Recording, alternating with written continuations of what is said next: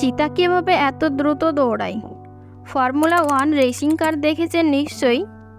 রেসিংয়ের জন্য গাড়িগুলো বিখ্যাত।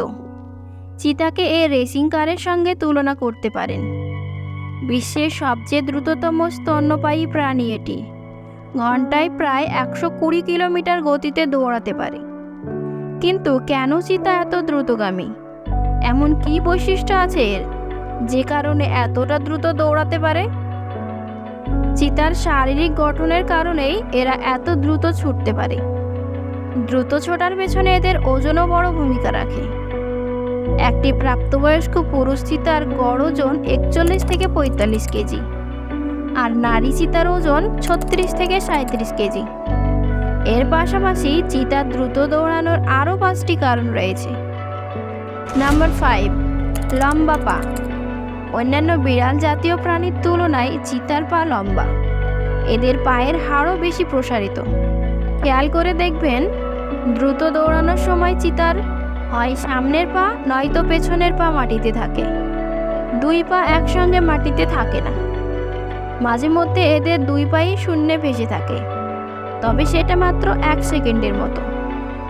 এর পাশাপাশি চিতার মাথাও গুরুত্বপূর্ণ ভূমিকা পালন করে। মাথা থাকে একদম সোজা। শরীর যেদিকেই ঘুরে যাক না কেন, মাথা ঘোরায় না এরা। শিকারীর দিকে একদৃষ্টিতে তাকিয়ে দৌড়ায়। এরা 3 সেকেন্ডের মধ্যে 0 থেকে প্রায় 96 কিলোমিটার গতি তুলে ফেলতে পারে দৌড়ানোর সময়। মূলত এইসব বৈশিষ্ট্যের কারণেই এরা অত দ্রুত দৌড়ায়। নাম্বার 4, পা ও নখর। চিতার পা হালকা।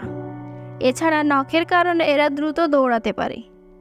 কারণ দ্রুত দৌড়ানোর সময় পিছলে যায় না। নখের সাহায্যে মাটি আঁকড়ে ধরতে পারে, ফলে দৌড়াতে পারে স্বচ্ছন্দে। নাম্বার 3, বড় ফুসফুস। চিতার ফুসফুস অনেক বড় থাকে। আমরা কিছুটা দৌড়ালেই হাঁপিয়ে যাই, কিন্তু আমাদের ফুসফুস যদি আরও বড় হতো তাহলে এত সহজে হাঁপাতাম না। দীর্ঘ সময় শ্বাস ধরে রাখতে পারতাম। পাশাপাশি শ্বাস প্রশ্বাসের বিষয়টি আরও সহজ হতো, ফলে একটানা আরও অনেক সময় দৌড়ানো যেত। চিতার জন্য বিষয়টা তাই। দৌড়ানোর সময় এরা মিনিটে প্রায় 60 থেকে 150 বার শ্বাস নেয়। নাম্বার 2, নমনীয় মেরুদণ্ড। চিতার মেরুদণ্ড অত্যন্ত নমনীয়, অনেকটা চাবুকের মতো। ফলে সহজেই যে কোনো দিকে বাঁকতে পারে প্রাণীটি। দৌড়ানোর সময় শিকার যেদিকে ছোটে, চিতাও সেদিকে বাঁক নেয় অত্যন্ত ক্ষিপ্রতার সঙ্গে। ছোটার মাঝে লাফ দেওয়ার সময় নমনীয় মেরুদণ্ড এদের সহায়তা করে। নাম্বার 1, লম্বা লেজ। চিতার লেজের দৈর্ঘ্য 60 থেকে 90 সেন্টিমিটার।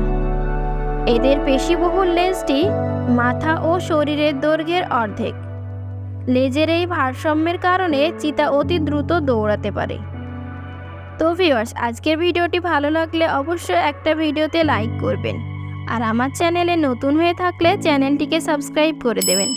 সকলকে ধন্যবাদ।